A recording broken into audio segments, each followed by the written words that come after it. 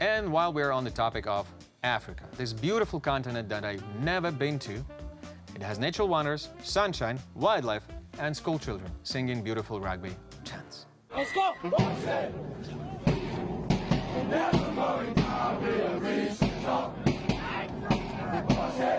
Oh, that gave me goosebumps.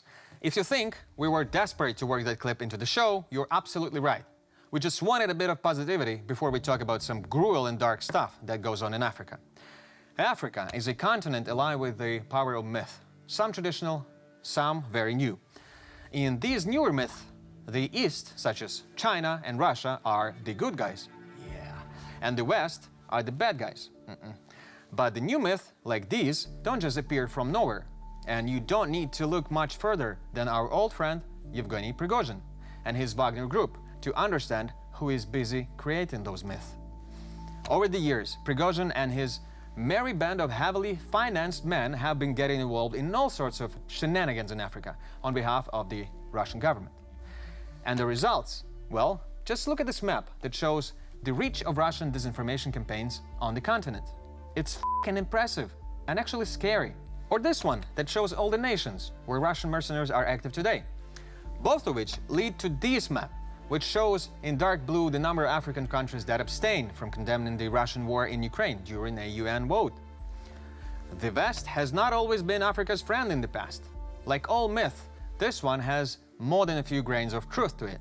And because of this, some Africans may be more willing to believe Eastern powers like China and Russia are the good guys, especially since that's exactly what they claim to be. I mean, don't they just look like the guys who are good guys? Cheers, assholes.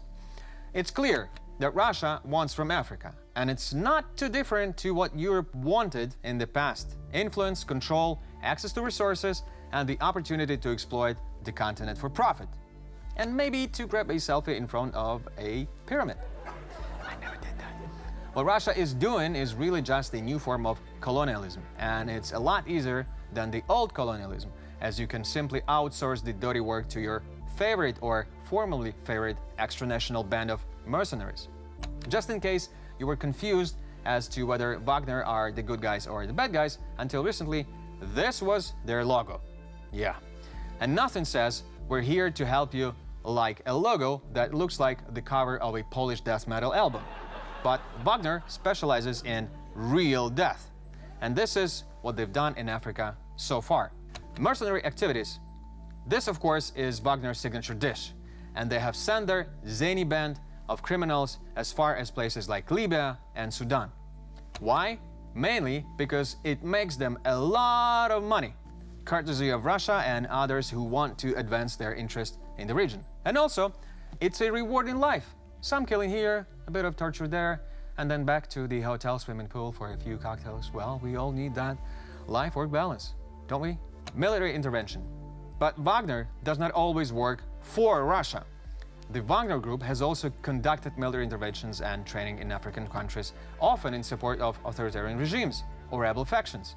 If you're a bloodthirsty, opportunistic dictator and you want to stay in power, who are you gonna call? Yes, the Wagner. And if you're a bloodthirsty, opportunistic rebel leader who wants his turn on the throne, also Wagner.